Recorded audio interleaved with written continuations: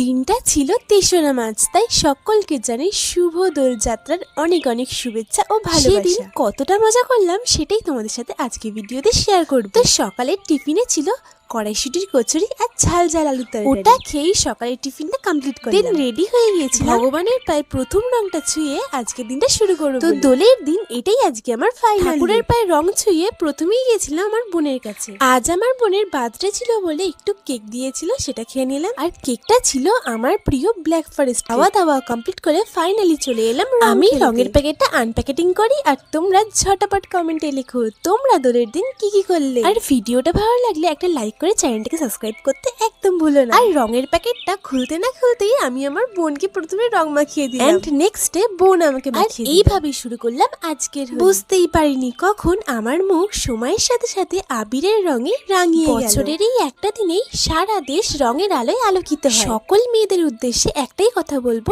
নিজেদের সেফটি নিজেদের কাছে। সকলে ভালো থেকো, সুস্থ থেকো। দেখা হচ্ছে তোমাদের সাথে একটা এক্সাইটিং ব্লগের সাথে। সকলকে আরো একবার জানাচ্ছি শুভ দোল যাত্রা।